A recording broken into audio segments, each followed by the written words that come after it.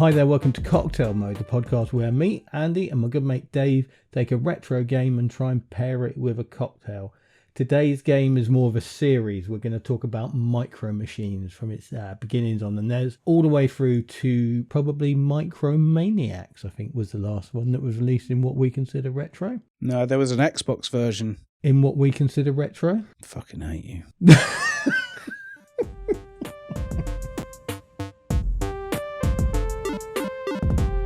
If you don't know Micro Machines, where have you been all your life? If it's just a toy to you and not a video game, I can understand that. This is something that came up in another episode when we realised, I think thanks to Chris, who joined us for a couple of episodes as a co-host, that Micro Machines is a licensed game. Because it's kind of weirdly become such a big video game series, or certainly was, that it almost transcended the licensed thing. It's certainly in my brain. You say that, I mean, the same is true of a lot of things like the Teenage Mutant Ninja Turtles. Yeah, it's very easy to think of that as a series of games without the source material. If there wasn't still films and animations still being made from it, it'd be very easy to think of those as just video game characters. Yeah, and I think even when you think people who've watched and seen all the modern movies and all that sort of thing, it's long surpassed its origins as a comic book. I mean, most people would, if you think about comic book films, or if you think about the Marvel and the DC stuff, I doubt people would even consider those comic book titans, but they 100% are. Yeah. But yeah, I think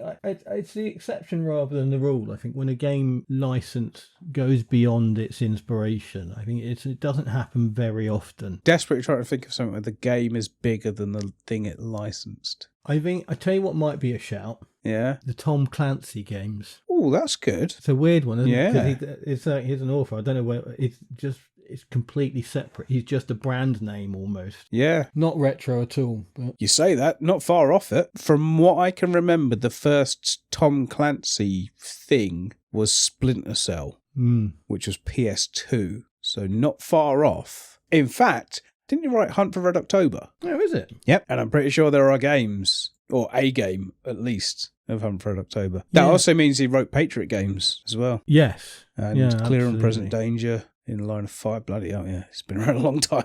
I think the direct using of his name does go back to the N64 and the PS1. I think the first Rainbow Six game, Tom Clancy's Rainbow Six, was definitely N64. Yeah, it's PlayStation, first one. Yeah. There you go. So yeah, it is retro. There we go. Crazy. So yeah, but generally speaking, it's unusual for a game to sort of transcend its license, and I think that's very much the case with the Micro Machines series. They feel video games first and license second. Yeah. Which I think is the unusual thing. But yeah, if you haven't played them, they are generally top-down racing games, viewed from above, made famous and sort of for a couple of reasons. One being the cartridges that were available on the Mega Drive. I mean, specifically the Mega Drive, because they never came out in America or anywhere else. What allowed you to add another couple of controllers. But I think the multiplayer aspect of these games is what really put them into the sort of... Yeah, the word you're looking for when you mention the multiplayer is carnage.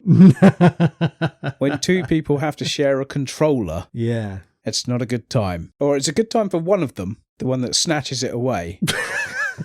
This came up in the was it 12 Days of Christmas, or was it the... Yeah, it's Christmas. Best multiplayer games you can play. Just fantastic. And I think that's what it is. The multiplayer aspect, I think if they were single-player games, they would never have been as popular. They are 100%. And the single-player games are really good. They work really well. Yeah, incredibly difficult. Yes, incredibly difficult. I mean, the game's incredibly difficult, full stop. There's not an easy set of games. But yeah, I think it is 100% the multiplayer that has made these games land, and all the various versions of them have always been fairly multiplayer focused. But it's how they've been pitched as well, isn't it? They've been designed with that in mind. They've been promoted with that in mind. From day one, I think it's always been, this is primarily a multiplayer experience. Yeah.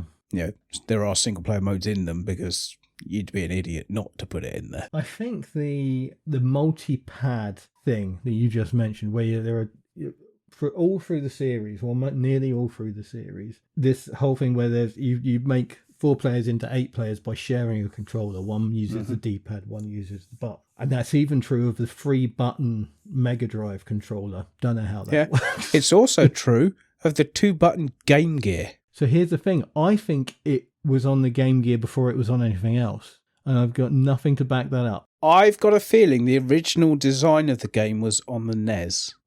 I saw an interview earlier with Andrew Graham, the guy who originally designed it. Yeah. And he took a year out of university because Codemasters asked him to develop it. The first game that he mentioned was the NES version. Yes. So I do think that's its genesis. Ha Ha.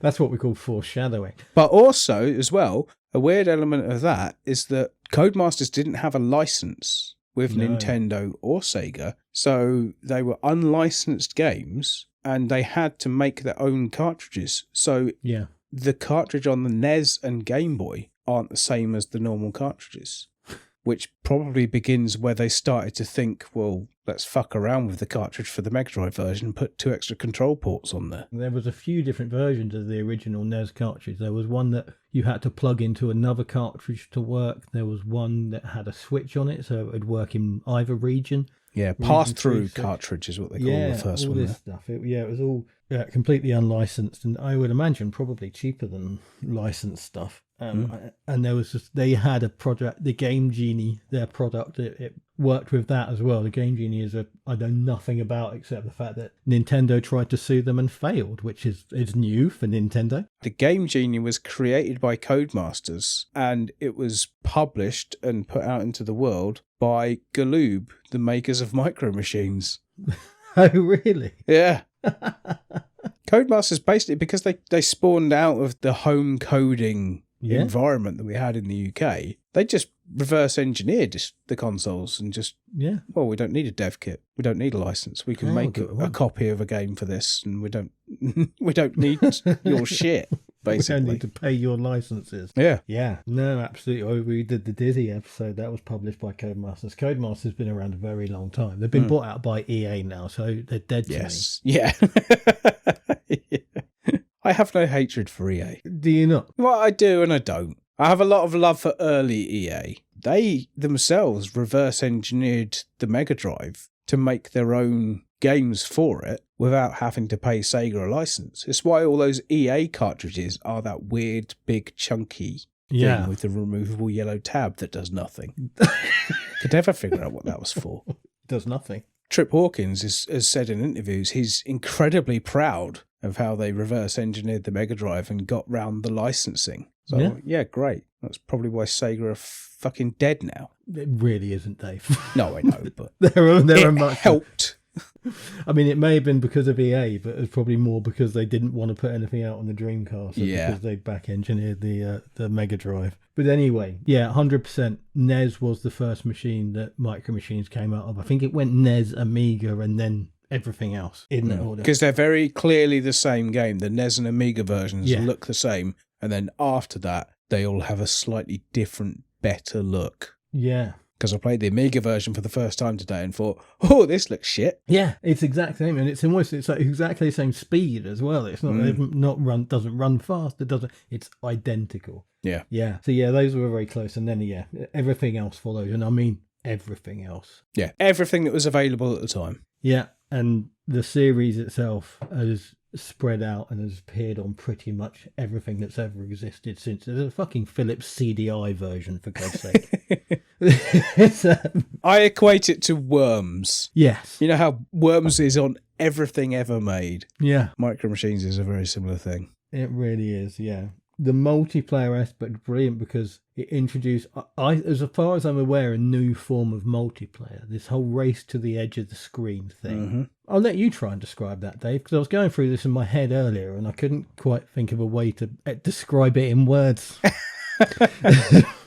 Okay, so the play area is viewed from a top-down perspective. Yeah. And you have your 2, 4, 8, whatever, however many cars are running in a race. It's usually 4. If you're a single player, it's 4. Yeah. And then however many in a multiplayer game. So if you are going faster than your opponent, the camera will sort of aggregate between your 2 physical positions. So the central point will be how far apart you are. Yes. And if you or your opponent go far enough to the top of the screen that you effectively go off the bottom of the screen, they/you earn a point. and then you both respawn and start again.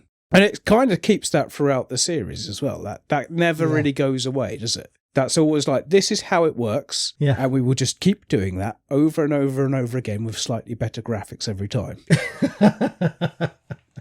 It's a great mechanic. It's one of those things that we've mentioned several times before about how restrictions often breed creativity. It was born out of trying to figure out how to do multiplayer on this game. But I love that idea of the shared screen space. Yeah. And you have to keep up and not drop back. That's brilliant. Great. It's such a simple way to do that kind of game. Just so you're aware, that obviously, as we just mentioned, it came out first on the NES. The native resolution of the NES is 256 by 224. So if you divide that by 4, that's not going to look very good. No. But yeah, there's this brilliant risk reward thing, isn't it? Because when you're at the front of the screen and you're winning, you can't see what's coming. So and there are times I've played it at multiplayer where you just basically dive for the screen. You just I'm going to run for the edge of the screen, and if it turns out it's the edge of the table, so be it. Should mention that we say it's a top-down mechanic. Obviously, with the Micro Machines branding, these are cars, boats, helicopters, tanks, brilliantly, all sorts of different vehicles, but they're all Micro Machine size. So you're racing around tables, you're racing in gardens with massive creatures around you, in the bath. All these brilliant environmental things. It's really, really cool little. It's a visual thing, and it looks brilliant. It works brilliantly, and it's again stayed throughout the series. It's never gone away, good and bad. And so your ramp is a fucking Pop-Tart lent up against a mug. Playing cards on the pool table. That's my favourite. Yeah. And your track set out has got cheese on it. It's just the right point to launch you off the edge of the table. Or the other way, super glue. Yes. There's a level that's like a sort of engineer's bench, and it's all like nuts and bolts and screws and bits of glue and oil and stuff like that. That's a real fucker. When you're banging along in first place and you just go into a big blob of glue and everyone goes around it and then you're last.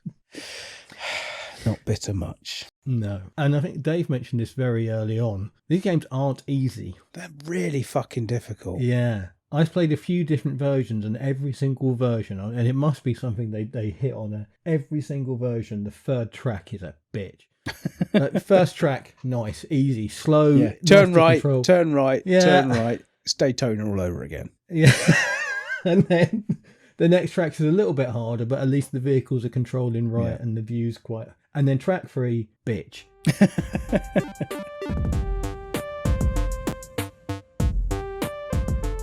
Do you have a favourite game in the series? Well, I had Micro Machines 96 on the Mega Drive. Yes. So that kind of is my favourite. I have a lot of love for V3 on the PlayStation. Yeah. And I also have a very, very new found love of V4 on the PS2, which I played for the first time today. It's brilliant. It's really good. We can't talk about it, Dave. It's not yes, we can.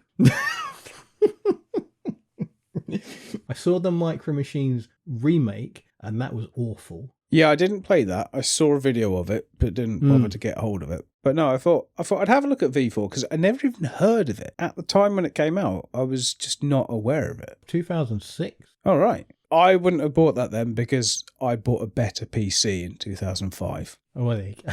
So the only PS2 games I was playing were what I already had. Oh, and the provenance is good. It's Supersonic Software, but it reviewed badly. It's not a bad game. The environments and the tracks are very good. It's a lower perspective, so you can see more of the track that's coming, but there's a ton of power-ups all the way through it, and there's some definite chicanery going on with the AI controlled cars. Like they know which power-ups to go for and which ones to skip. Right. The one I was racing earlier was kind of through like a kitchen. Yeah. So it goes over a table and there's a rolling pin that rolls across this table. So if you go to the left of it, you're safe. If you go to the right of it, if you're quick, you're okay, but it might push you off the edge of the table. And there's a bit where you do a jump into a drawer, which brings you up onto the counter surface and around the sink and all sorts. It's good fun, and it looks lovely. It's really, really nice to look at. So the main criticisms I'm seeing are that it's too easy. Right. And that it is full of Hasbro product placement. Okay. Did you notice either of those things when you played I don't think I played it long enough to probably spot all the Hasbro product placement, but it is itself a Hasbro product. That's a stupid thing to complain about. I mean, fair. That's fair. We talked about this in, was it Zool? Yeah. I don't like product placement. I find it jarring, but it doesn't really affect the gameplay, does it? No. There's nothing that makes that inherently, in terms of enjoyment of the game itself. Yeah. It don't change that. Well, the thing is as well, I mean, I was watching the trailer for the game that's on Steam, and that has you building tracks around like a living room. And part of the things you can use to build up like bits for your track, because it's kind of like Hot Wheels track that you put together. Yes. But you can use things to build up like a mountain to go up and things. It was basically like copies of Cluedo and other board games and things. Obviously, they're all Hasbro because they don't have to pay anybody for a license to use a different game. Yeah. To complain about Hasbro placing product placement in a game where they already own the license that the main thing is based on, it's a stupid point. Yes, but most of the reviews of the game at the time sent out sort of around the middling mark. Oh yeah, prolonged gameplay, I may have said to you it's not that good, but from a very quick pick up and play, have a few races thing, it's really good. Most of the time, because these are, at that time, it wasn't, we hadn't handed over control of the internet to Joe Bloggs and his mate. So these are professional reviews. Let's not waste our time discussing other people's opinions too much. To answer the question seriously, it is 96 Turbo Tournament, or whatever it's called, on the Mega Drive, because that's the one I had. Yeah, I think it's Turbo Tournament 96. PAL only. Never came out in America. No. It came out in 95, and I'm almost certain it's the last game I bought for my Mega Drive. Yeah, it's very late in the series, isn't it? When I bought my PlayStation in 96, what I traded in was the SNES that I exchanged for my Mega Drive at some point that year. So I probably wouldn't have bought many games in the last sort of year or so. When we talked about these cards earlier, these cartridges, obviously the Mega Drive only had 2 controller ports, and the cartridge had 2 more controller ports. They were called J-carts. Yeah. There were 6 of them. 3 of them were Micro Machines games. Only 1 of them came out in America, and it wasn't Micro Machines. It was Pete Sampras Tennis. I was going to say Pete Sampras Tennis is the other one, isn't it? Yeah, there's two versions of Pete Sampras Tennis, 3 Micro Machines and Super Skid Marks. Is all 6 games. Okay. Super Skid Marks is great. It's a really cool game. I know the name. I'm not sure I've ever played it. It's isometric racing. It's basically Micro Machines, but not Micro Machines, and it's a lot of fun. It's a bit bonkers. You race cows in it. Okay. With wheels on. Yeah. Okay. But yeah, and only the first Pete Sampras Tennis came out in America. All these other J-Kart games with controllers never came out. Micro Machines Turbo Tournament came out in America, but it didn't have the J-Kart. It was a standard cartridge. Yeah. But then Micro Machines 96 and Micro Machines Military. Yeah, which I'd never heard of until today. I did my research earlier than you, so I hadn't heard of it until 2 days ago. I kind of glossed over it because I thought, I don't want to play that. It sounds shit. Wasn't developed by Codemasters either. I don't think any of them were, actually. No. So the first game, Micro Machines, was developed by Andrew Graham, and his company is Big Red Software. Right. Second one was Supersonic Software. Okay. Military was developed by Supersonic Software. 96, Turbo Tournament was Supersonic again. V3 might have been developed in-house. Andrew Graham comes back to work on it. If Big Red Software is his company, they did Dizzy. They took over the franchise later on. It, yeah. That's why I recognised the name. I saw the name and I thought, I'm sure that's Dizzy. So it's always had quite close ties with Codemasters and the Darlings. Yeah. Because the interview I saw with him shows a picture of him when he's like aged 18 and one of the Darlings at like the same age. And they're like fucking 17, 18-year-old teenagers making these games that sell millions of copies. Absolutely terrifying. Nuts. What were we doing? Getting drunk. Wasting our lives. I mean, we enjoyed ourselves, but we were basically wasting our life. Yep.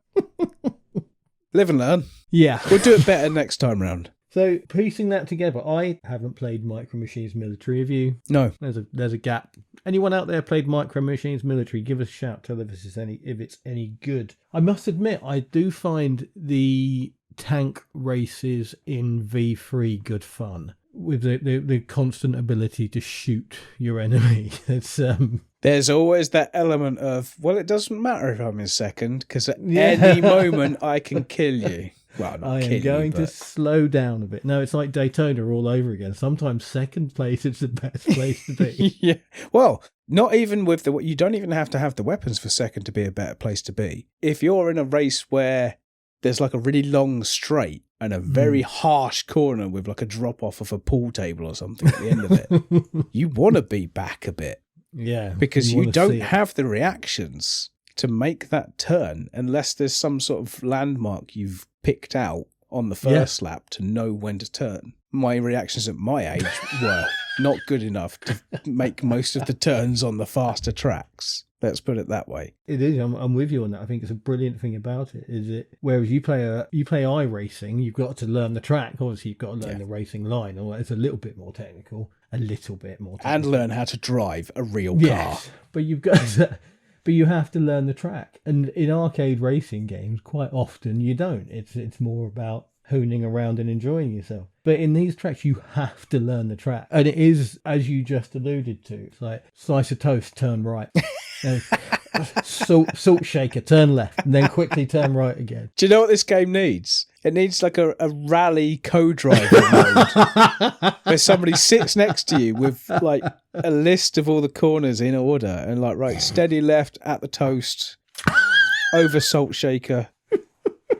Because obviously you only see very small sections of each track as you go round it. But if you could take a ton of screenshots and extrapolate a map of each level and have it as like a huge like poster. On the SMS Power website, they've got a whole bunch of track maps. Oh, nice. Very cool. Of the original game, that is. The thing I put into Google was Micro Machines track maps, and the top thing you'll get is SMS Power, which is a live website, and you can see the stuff. It's very cool. I'm pretty sure, I could be wrong, but I'm pretty sure on every version of every game, the tracks remain the same. The layouts are all the same. Yeah, there are some classic tracks. It's like, I was playing the Amiga version today and I played the Mega Drive version today. Yeah. And the tracks in the order that you race them are exactly the same. Yeah, I think as it sort of goes on, I think there are classic tracks that come back. I don't think they're always exactly the same, but they're certainly pretty close.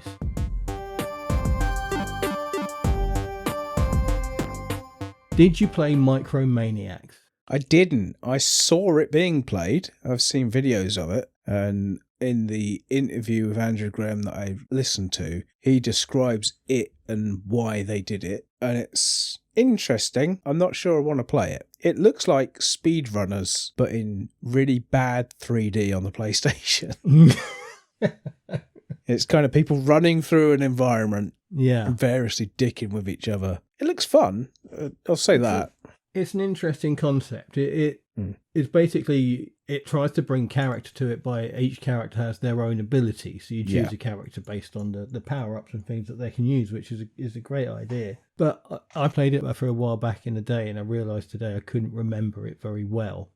Other than, you have a general feeling, don't you? I remember playing that and being disappointed by it. Yeah. It's a bit slow. It doesn't quite fit together right. Right. And even though you could probably replace the sprites with a car and all of a sudden it would click. But for some reason, there's a barrier there that doesn't quite work. The thing that really got me was the intro sequence, which is nice, cartoon style animated intro sequence. And it's basically, do you know the quite famous, they called it the stroggification sequence from the beginning of Quake 4. Oh, is this where your legs get cut off? Yeah, so your legs, your arms, everything, all that sort of stuff. It's basically that in cartoon form. There's this little, bloke figure thing. Obviously, he's tiny, floating in ambiotic fluid or something. And they start strapping things to him and putting things down his spine and jets like stamped onto his back.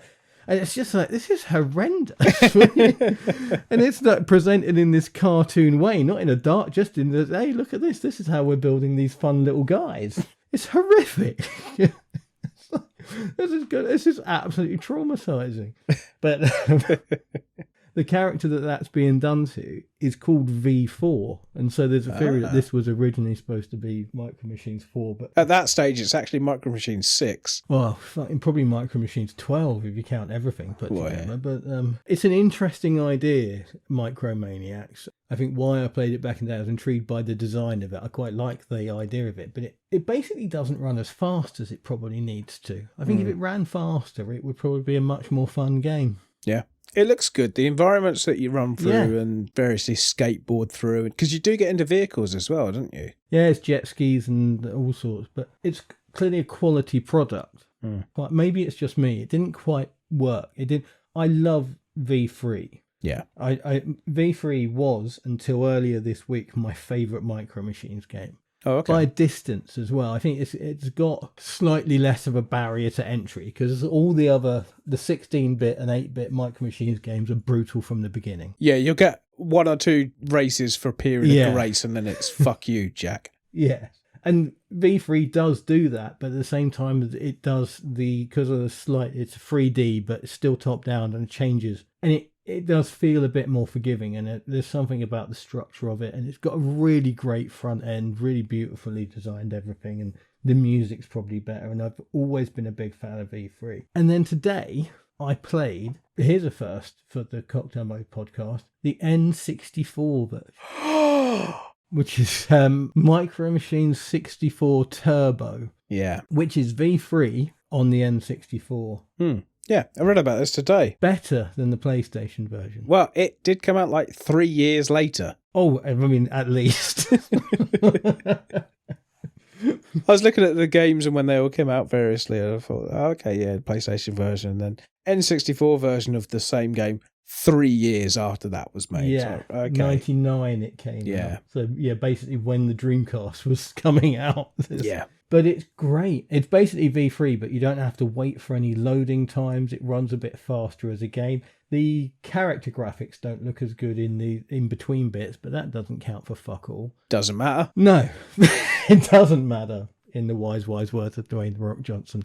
What the PlayStation version did in the character cutscenes, I mean, basically in between every level, you pick your character, there's 5 characters, 5 per race, and one of them would have a little animation before the race, and then 2 or 3 of them or whatever would have animations after the race, whether they won or lost. And on the PlayStation, they were pre-rendered video, sort of just in that quite claymation almost style thing that the PlayStation had going on at that time. So it would render a little video of one of them saying something and moving around for literally 2 or 3 seconds. And every single one of those little intros or outros, let's say 3 seconds, took 10 seconds to load every single time.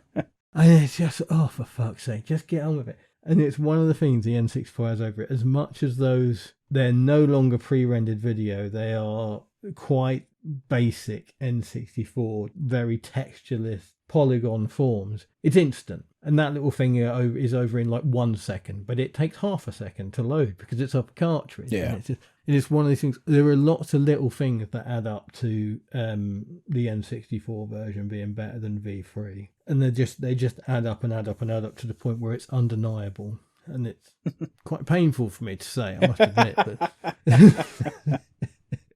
But it's, can't deny it. So, my perspective, if you're going to go and play a Micro Machines, if you've never played one before, I think that the N64 game is not only the most accessible, but also the best. I think if you want to experience it sort of in an of-the-time kind of way, Turbo Tournament 2 on the Mega Drive is probably the pinnacle of that early retro kind of thing. I played a fair amount of the original game on the Mega Drive today. I played a small amount of Micro Machines 2. I played a ton of Turbo Tournament 96 because I had it. Played a lot of V3. Played a tiny bit of V4, but really liked it. But I think the one that captures the feel of it the most is any of the Mega Drive ones for me. I think if you were to pick up Mega Drive versions of 1, 2, or 96, any of those is where I would point you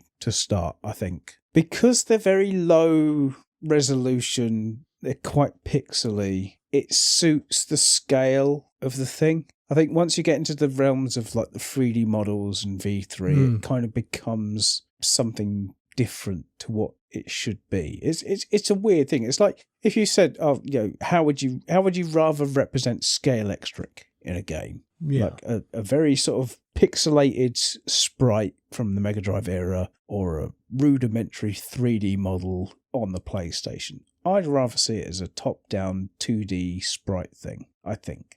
I like the 3D games. I've played them and had fun with them, but I don't really think of them as Micro Machines. I think there's something weird I weirdly agree with you in that when I think of the Micro Machines games, the first games I think of are the Mega Drive games. Yeah. It's that look. It's a very specific look, isn't it? Yeah, there's games before and there's games after, but those are the games I think. If you say Micro Machines, that's immediately what I think of. I think in terms of what you were just saying, for me, what V3 does is it keeps the top-down aspect. There is some perspective stuff it plays with, but it's generally speaking top-down. I think from what I saw of the videos, because I didn't play any of them, the later games, the PS2 games and onwards, lose that and it starts to move more behind the vehicle, and that's every other racing game. There's no longer, it doesn't matter that these are, it loses a lot by losing that top-down perspective. But yeah, no, I can't argue against what you're saying. I completely get it entirely. Other than you're wrong, I think it's a valid point.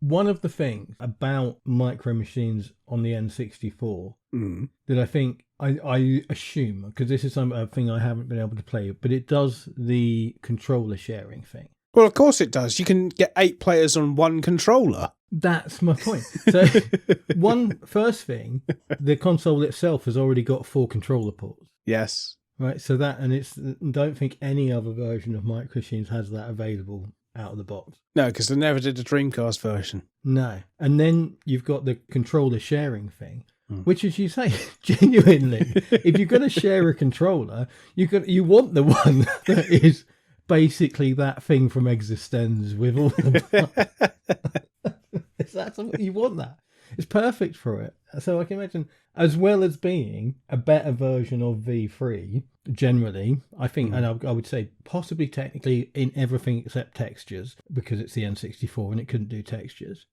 It's better in every way. And then in the multiplayer, you've got 4 controllers out of the box, plus the opportunity to play 2 controllers on a controller that both players can hold onto with the same amount of grip and not have it wrench from their hands.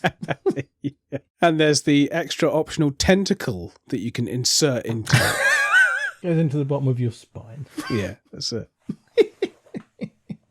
Death to Allegra Gray. It's not Allegra Gray, is it? What's her name? Oh, I haven't seen that film in 25 fucking years, if not more. I've put Death to Allegra Existenz. Death to the demoness Allegra Geller. Yes. Close, but no cigar. I love that film. It's one of those films that it's a bit scrappy and it probably isn't technically very good, but I love it anyway.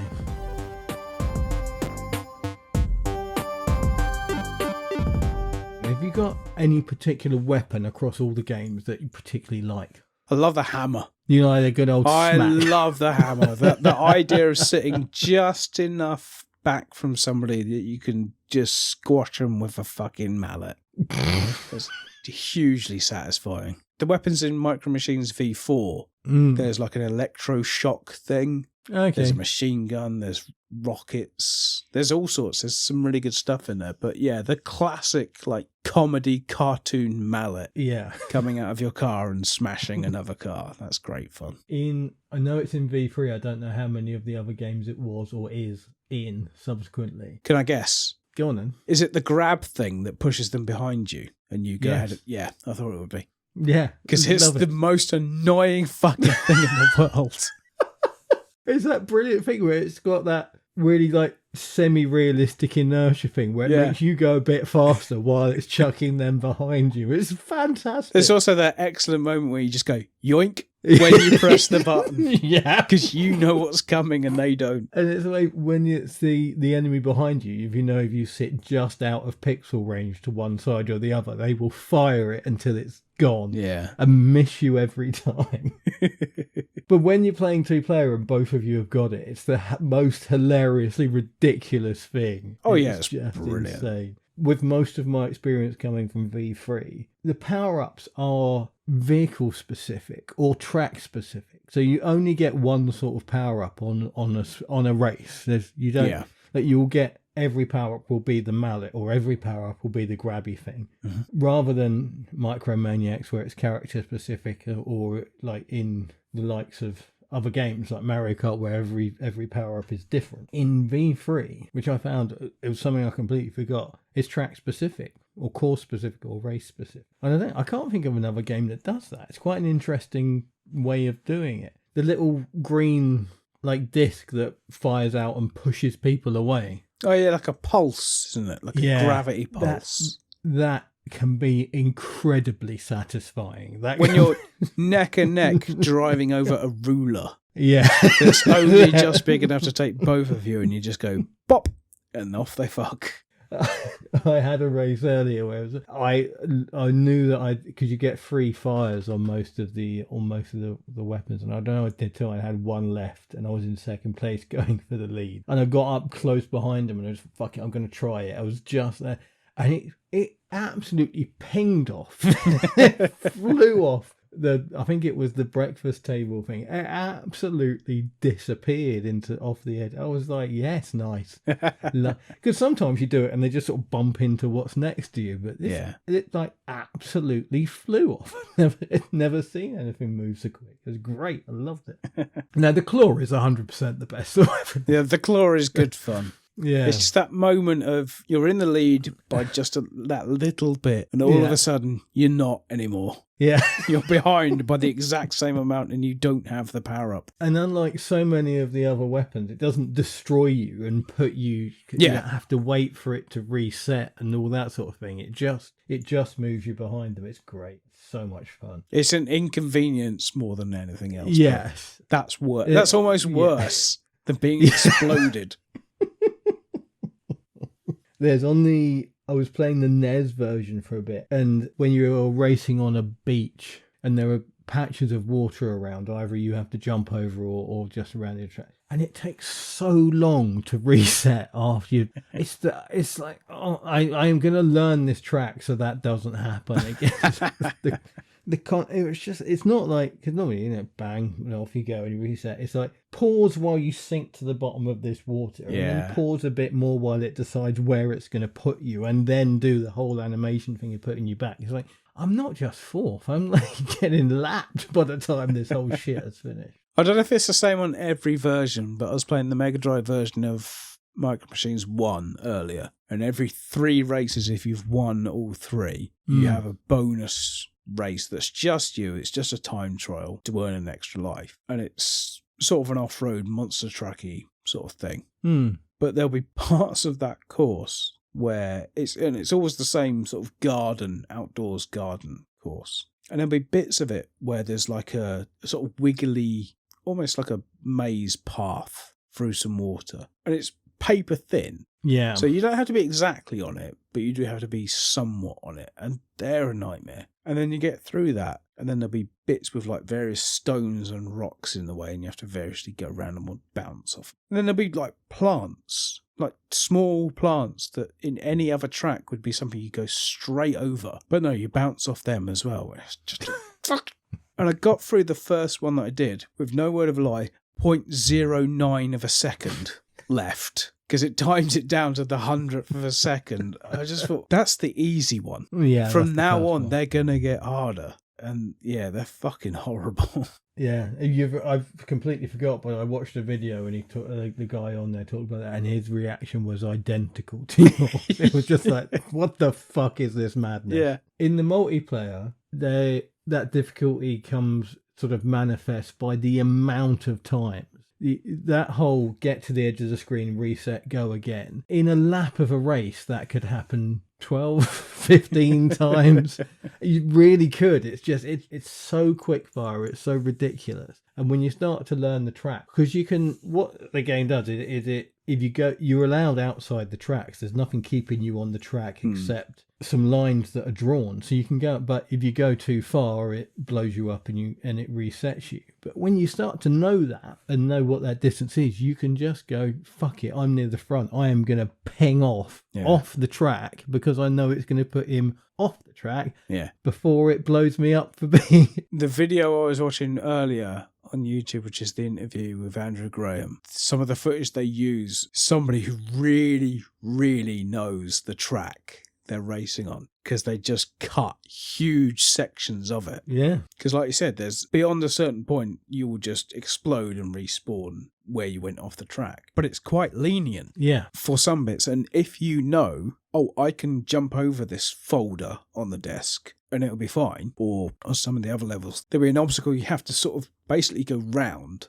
But you know that if you go around the other way and cut the distance, it doesn't penalise you. But you'd have to know it. You'd have to play it over and over and over again to know that level of where you can get away with these little shortcuts, which I'm not sure I ever did. And I'm not sure I ever will. I'm not that invested. I'm not going to speedrun Micro Machines. Me and my mate James used to play Micro Machines V3 a lot. It was one of the games we got stuck on and played a lot. And we used to, I remember specifically on the levels where you get like you fire a rocket, but it just goes straight. It's not a homing or anything like that. I can't remember what the vehicles are or the track is. But we used to, where there were jumps in those tracks, we used to try and turn around if we were in the lead in the air and shoot it back at the person behind us. 360 no scope. Yeah, absolutely. I can't remember if it ever worked, but I remember vividly trying to make it happen. Like, this is because when you jump off the top of a ramp, you do go quite high. It's one of those games, and I think one of those series even, where your vehicle doesn't feel like part of the environment. So there's a huge degree of freedom there. It's like they are very separate things. It doesn't feel like you are bound by anything other than the physics of the environment and the physics of your car. There's no rule there. It's like you jump over, as you said, you can jump over certain things and, occasionally you'll get blown up and start again. But if you can find a way that within the rules to break the rules, it works. It does. If there's a corner that you can cut that the game doesn't register as a cut corner, it's fucking fair game. And when you're playing in multiplayer, you do it once and you play the same bloke every time or girl every time, they're going to know that as well. So it evens itself out very, very quickly. Yeah. I think I almost started this whole thing by saying it's a fantastic multiplayer game. And its multiplayer is what makes it great. As much as I spent a lot of time playing it in single player as well as multiplayer, it's definitely the multiplayer that makes it a great game rather than just a very good game. Any games like Micro Machines you like? Anything similar? There was a game came out before Micro Machines called Miami Chase that looks a bit similar. I like to think is a bit of an inspiration. Do you? Hi, Rico. You're probably not listening. No, I'm pretty sure. Hello, mate. Yeah, no, Rico Holmes, when we interviewed him, made, let's say, not very vague references to the fact that when Team 7 made Miami Chase and sold it to Codemasters, within a year, Codemasters released Micro Machines, which looks very similar to what they started with Miami Chase.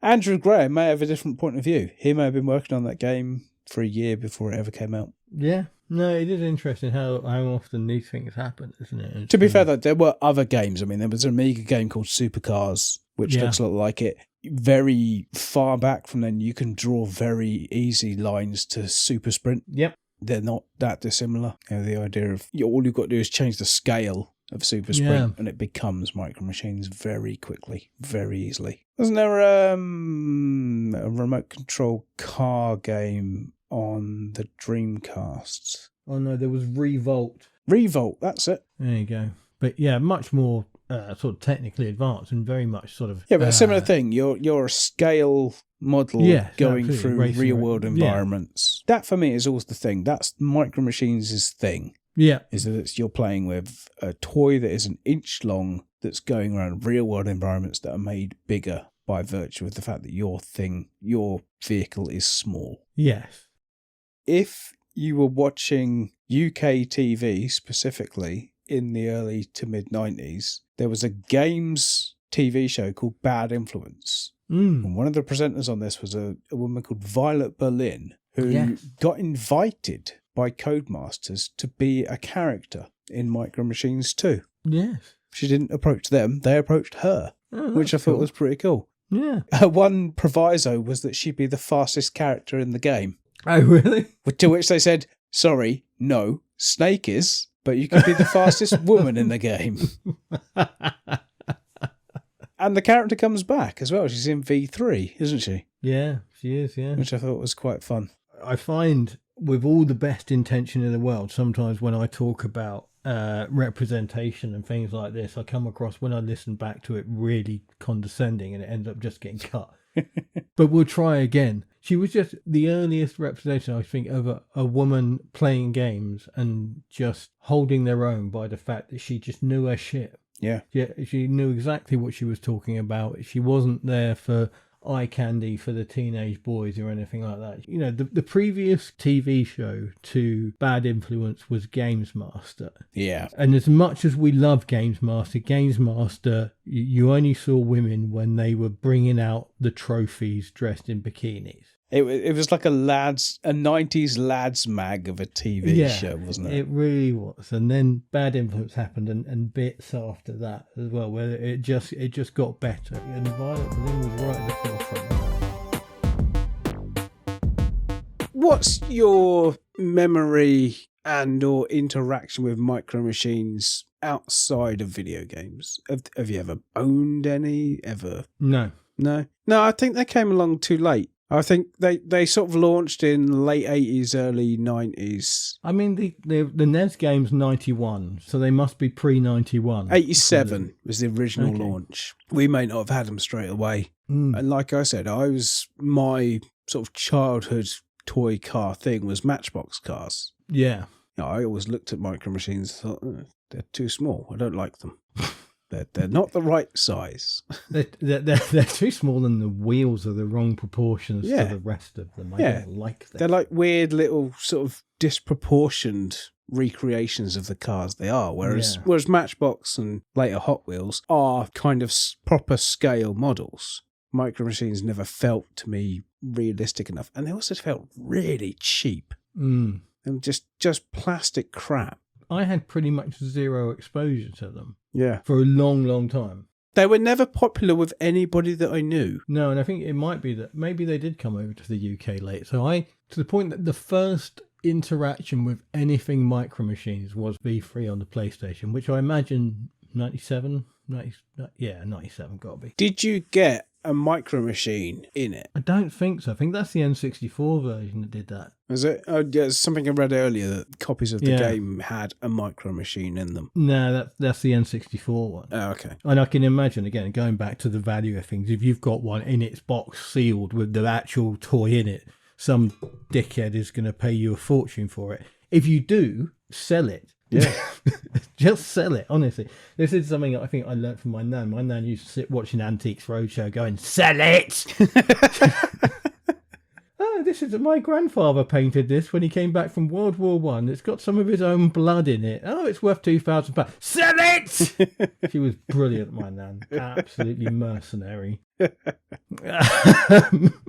Interestingly, Gemma, who was born 86, her and her brother have got quite an interesting interaction where, if I remember this right, and Trevor, if this is wrong, then please correct me in the comments. But as far as I remember the story, as it comes across, Trevor used to put Gemma and or Bob on a skateboard, like cover their head with something and spin them around and take them to the magic cupboard, where they would open the door to the magic cupboard and inside would be a toy for them, and it was either always or quite often Micro Machine. And so they would basically, as far as children, basically they were whisked off to this faraway place where Micro Machines came into being. And so, I mean, and Gemma loved them for that reason. Were they boxed and they weren't allowed to open them? They are sealed in those plastic tombs that those twats put on eBay with it. And even she, she doesn't talk about playing with them at all. But the brand has this resonance with her. Yeah. That they used to do that. So yeah, which is probably my favourite thing about Micro Machines is that vicariously through Gemma, because it sounds like a lovely thing to do. I like the magic cupboard of toys. I watched a YouTube video earlier on titled, Is this the largest Micro Machines collection in the world? And it's an English guy called Tim Smith who has, no word of a lie, every Micro Machine ever made.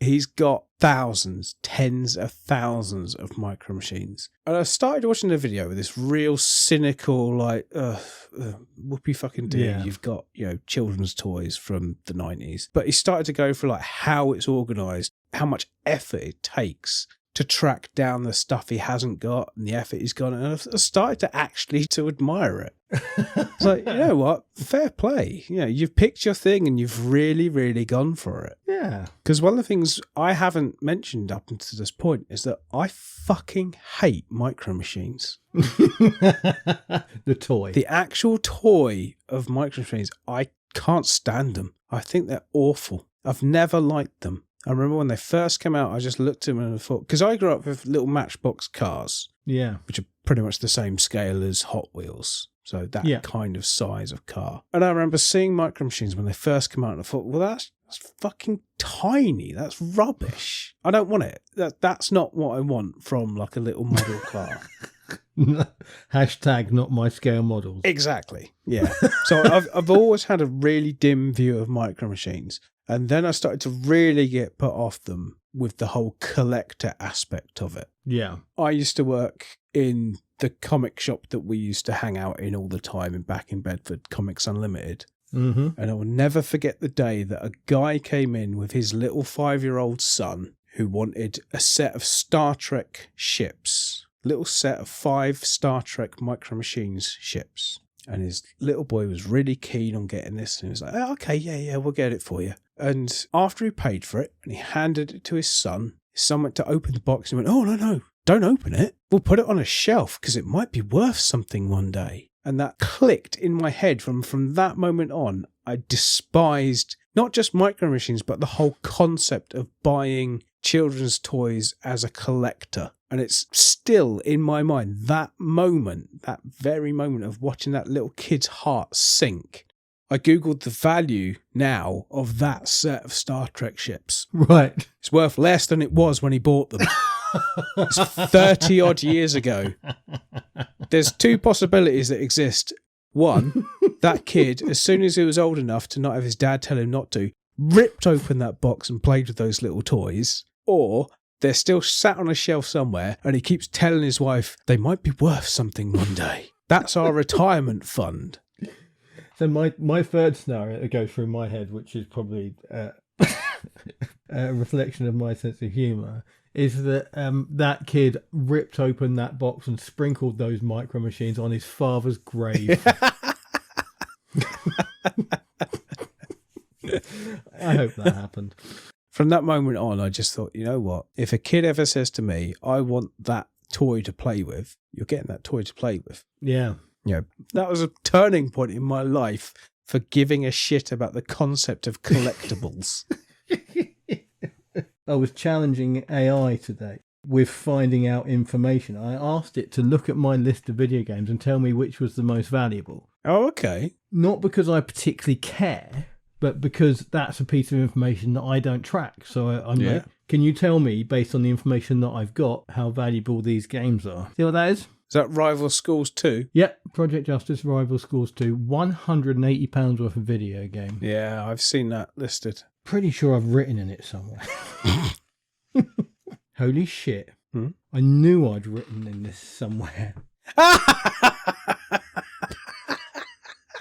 Oh, brilliant. For some reason, I have no idea why. I have no idea how this has come about.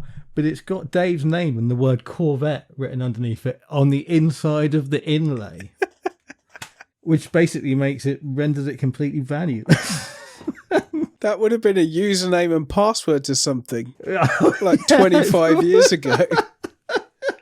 And you can tell how much we care. Collectibles, as much as I'm not a collector, I don't throw things away. I want to play the things. I don't collect them to keep in the box to leave. I buy things because I want to play them.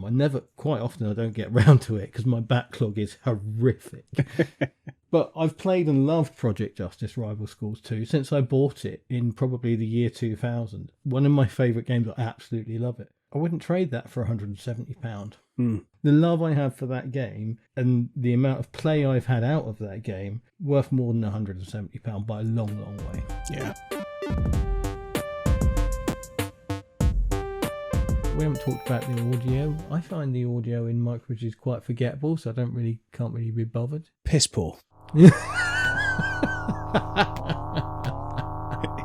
It's not great. No. So let's go on to cocktail, shall we, Dave? What did you find? What did you drum up? What did you find for micro machines? I didn't just Google micro. Did you not? And hope for the best. No, I differed micro. I was going to say, I bet you did and didn't find anything, so tried something else. No.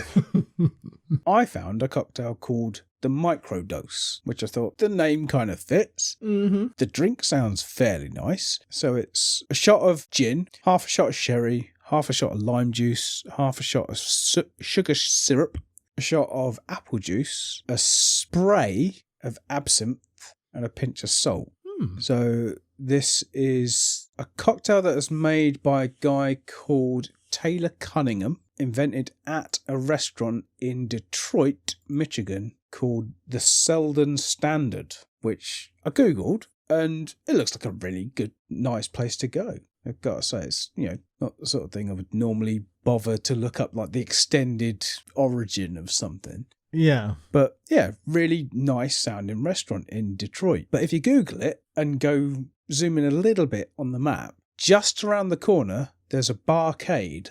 So literally like 1 minute walk from this restaurant, there's a bar full of arcade machines.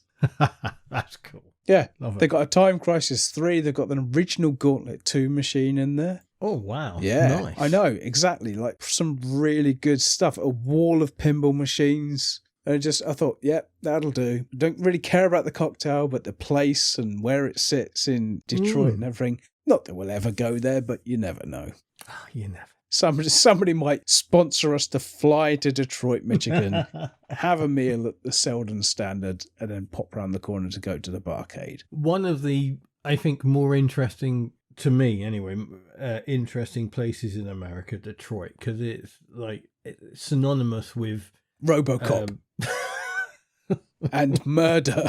Well, yes. It's always presented in yes. a bad, horrible light. And there must be something there worth seeing. There must be, people live there. People continue to live there. If it was as bad as it's presented in every medium possible, no one would live there anymore. I agree. It may be that stab vest is required, but it's one of the places in America that actually appeals to me. And there aren't many. But it is. I think it seems like an interesting. I did read a lot of Elmore Leonard back in the day. I've stopped reading Elmore Leonard because I've read them all and he's dead now, so he's not writing anymore. That's a good reason to stop reading. Yeah. I've literally read everything by Elmore Leonard, and a lot of his stuff is set in Detroit, and it intrigues me. It sounds like a fascinating place.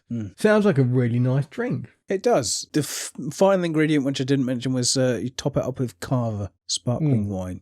Weird that's Carver and not champagne or Prosecco. They're specifically Carver. But no, that sounds really nice. Fino sherry, by the way. I know I'm always telling Dave to stop reading out the ingredients verbatim, and now I'm pointing out I didn't read it.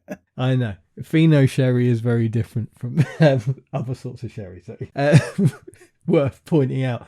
I reckon I've got a Fino sherry. I've got a gin. I reckon I can make that because we've got. I was going to say, there's nothing on there that's outside the normal sort of ingredients you'd have. Sparkling wine is kind of, but most people, I reckon, have got a bottle of some like, especially at this time of year, left over from Christmas, a bottle of sparkling wine, some sort. I'm intrigued by that. Yeah. To be honest with you. Especially since you're topping up and it's in a coupe glass. You don't often top up in a coupe glass. You usually top up in a highball. Yeah, I don't think there's much. I don't think you're adding much with that carver at the end. No, I don't know what the capacity of your typical coupe glass is, but you've already got like 150 ml in there. I like the idea that you start off by coating the glass with 2 sprays of absinthe. Yeah. Like you've got an aerosol of absinthe ready to go. Yeah.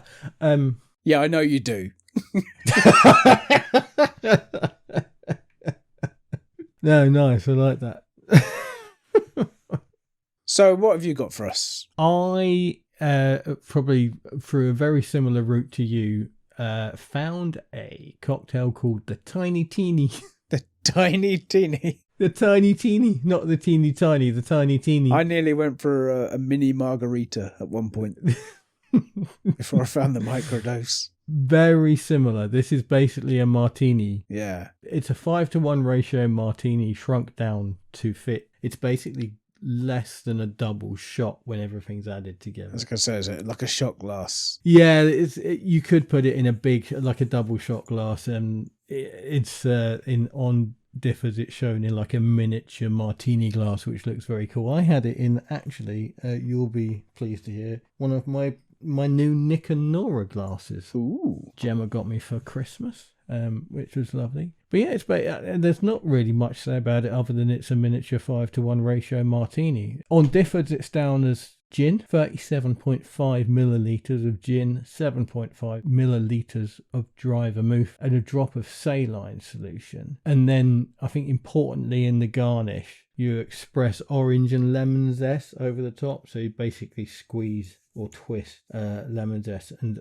I learned way back in lockdown, I did a little cocktail online session thing with Greg and Jason. Me and Gemma did it. And if you heat up I was going to say, don't you burn it? Yeah, you heat up the disc of lemon orange and then squeeze it, and it kind of spits out the oils over the glass. And that really works. It's a really cool thing, and it genuinely makes a difference. And especially, I think, in these sort of ratios, in this shrunk down version, that really works. I actually, because I couldn't, when I did it with my lemon peel on this, it didn't express very much, but I could smell it on the piece of peel. I just rubbed the peel around the glass, and as later on when I was making a drink, it actually came through. So there's a little tip that I think works. You heat it up and it starts to generate the oils, and if you can't make it express, just rub it around the glass and it'll pick it up later on. And it's well worth doing, particularly on this size of drink. I really enjoyed it, and I think it's not really any different to a martini. Apparently, according to Google, or to be fair, according to Google Gemini, this is a very trendy thing at the minute, this kind of micro cocktail kind of presentation thing. To be honest with you, this is basically, it's a martini. I love a martini. It's a dry martini in a very small glass, in very small sizes, but it's called a Tiny Teeny. How could I resist? It's lovely. Honestly, if you've never had a dry martini, I used actually, this is something I did want to bring up. There is a brand of vodka, British-made vodka called Sapling Vodka, and it's made with apparently winter wheat. I don't know what the difference between wheat and winter wheat is, but it's a UK company. I think it's either Sapling Vodka or Sapling Spirits. Their vodka is absolutely delicious. It is the only vodka I know of that I could sip straight without anything else, and it actually felt like I wasn't drinking raw alcohol. It's lovely. And so in other recipes other than Differs, when I looked around this, they were like vodka or gin, whatever your preference is. Because Sapling Vodka has got a bit of flavour in it, it's kind of in that in-between ground of gin and vodka. It was beautiful. Really, really nice. And I will be making all my future martinis with Sapling Vodka. Just having a quick look online, it's Sapling Climate Positive Vodka. That's the one, yeah. They plant a tree for every bottle sold. Yeah. That's good. I like that. Yeah. It's not cheap, but it's not massively expensive. £34 for a bottle. Yeah, and it's nicer than a lot of like premium. Grey Goose is the one I always point out whenever anybody mentions good vodka. Grey Goose is it's a brand name that has become quite popular. It is good vodka. Sapling's nicer. Yeah. 100%. All day long. I like Grey Goose, but I don't think it's worth the price.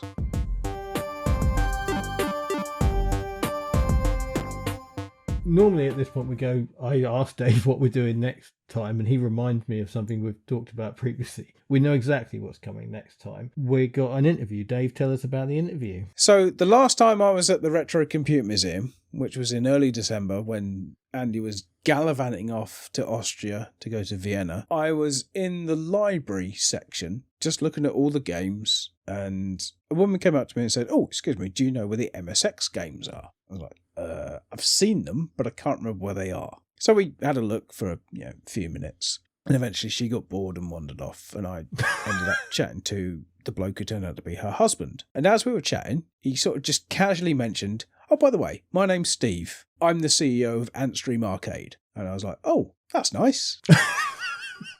And before I could say anything, he said to me, "What's cocktail mode?" Because I was wearing our beautiful polo shirts. And I was like, "Oh, well, just a Tin Pot local radio style podcast where we chat about games and get pissed a bit." He's like, "Oh, okay. Do you want an interview?" I was like, "Yeah, all right."